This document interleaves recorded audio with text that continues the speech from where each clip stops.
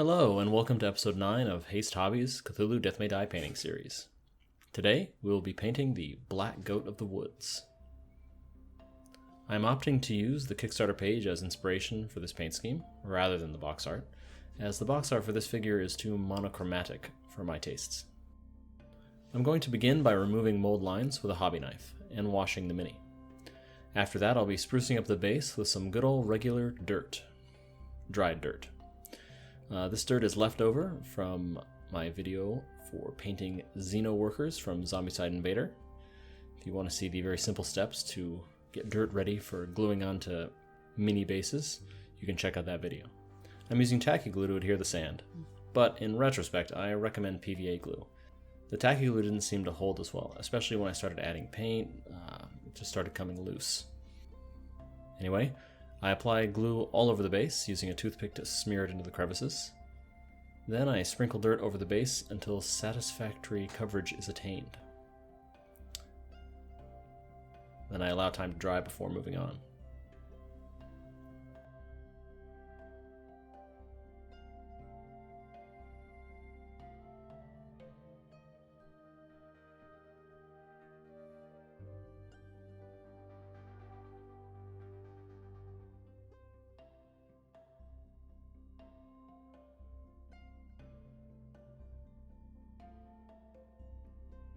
Next, I prime the figure zenithally, as outlined in episode 1 of this series, except I'm using red-brown for the darkest areas, flesh color from above, and instead of using a white primer for the topmost highlight, I switched to using Daler-Rowney White Ink. This flows a lot easier through the airbrush, and it goes on thinner than the primer, so I much prefer it to the white primer. With that finished, painting proper can begin. Following the reference art, the bulk of the mini will be a light blue, the tentacles a pinkish purple, and the horns browns and beige. I'm taking some liberties for simplicity, given my limited paint palette, because I'm using contrast paints mostly. Among my contrast paints, I don't see any blue that quite matches the shade of blue on the reference photo. So I'm mixing some Aethermatic Blue and Gryph-charger Gray. With that prepped, I move on to the browns and beiges, as I intended to blend the base of the horns into the blue head. But I don't really get it done in time. That is, the beige begins to dry before I mix it with the blue on the top of the head. But regardless, for the horns and the feet, I'm blending Cygor Brown and Skeleton Horde.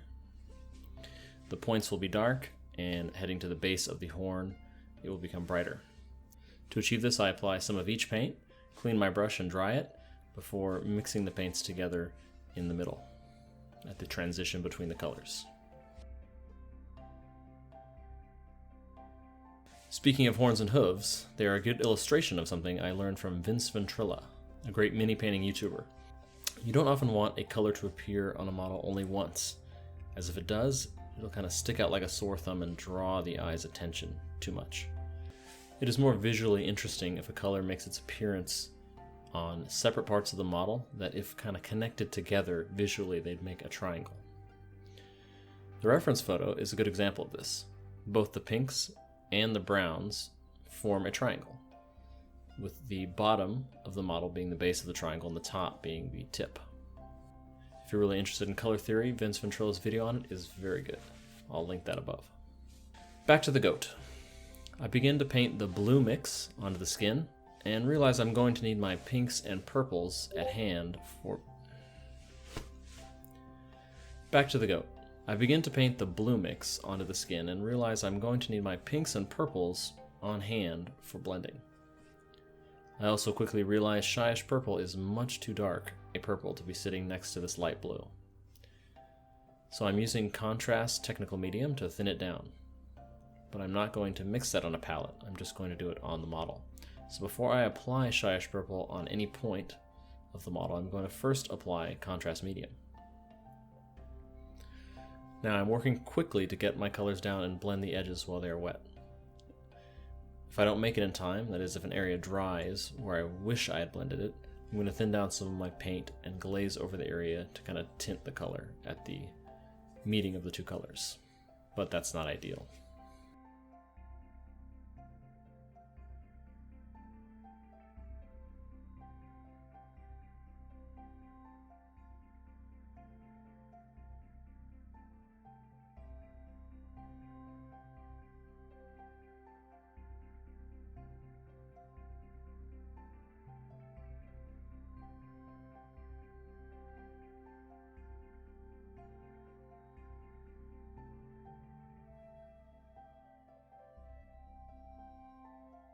With all the pinks and purples applied, I realize I'm really not satisfied with this blue.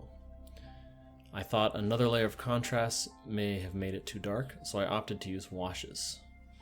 I'm mixing Nuln Oil and Drakenhof Nightshade, that is Citadel's black and blue washes, respectively. And I'm applying this over most of the model, avoiding the extremities, so I'm not painting the horns or most of the tentacles, though I do use this to support the transition between tentacle and skin tone, so I'm applying it to the base of the tentacles. I think this much improved the skin tone, but it does make it a little bit darker than the reference photo.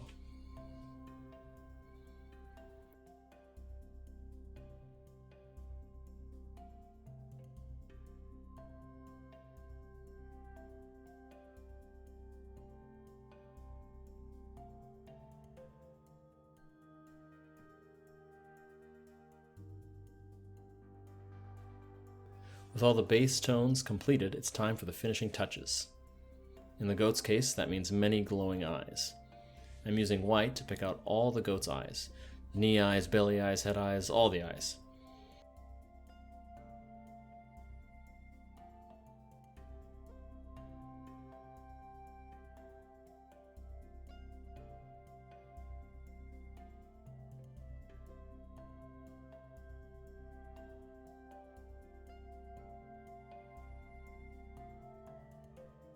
Then with a mix of red and pink contrast paint, with some contrast medium to thin it down, I'm going to flood each eye socket. Because of the translucent nature of the contrast paints, the eyes we painted white will be brighter than the sockets they sit in, giving us a simple glow effect.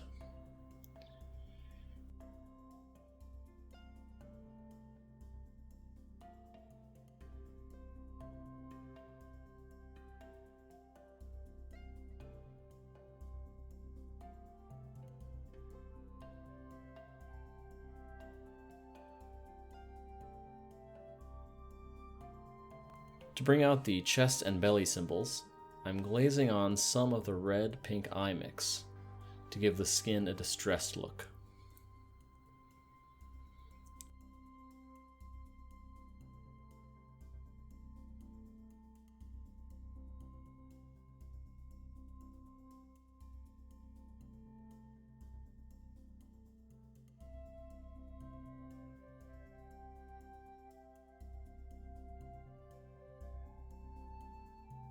To push the eyes a bit more, I'm going to go back and dot each eye with a bit of white paint.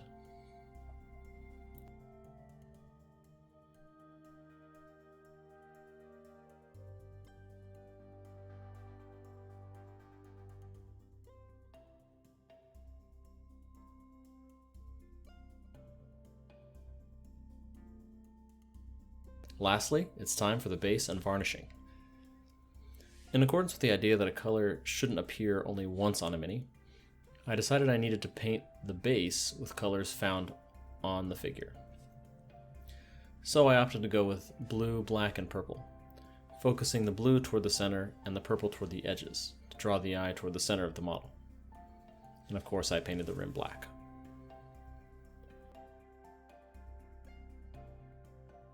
For varnishing, I went back to the airbrush, mixed matte and gloss varnish together to make a satin varnish, thinned it with some water and flow improver, and applied this all over the figure. The satin finish gives the goat a bit of a slimy vibe, and the light reflections makes for some easy dynamic highlights. This varnish is also going to protect our figure, as it is a game playing piece, and I'd hate for it to get chipped.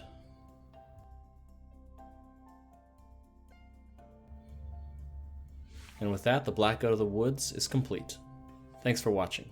I hope you enjoyed the video. Please like and subscribe. You'll find a list of the products I used in the description of the video below. Tune in again soon as we continue painting minis from Cthulhu, Death May Die.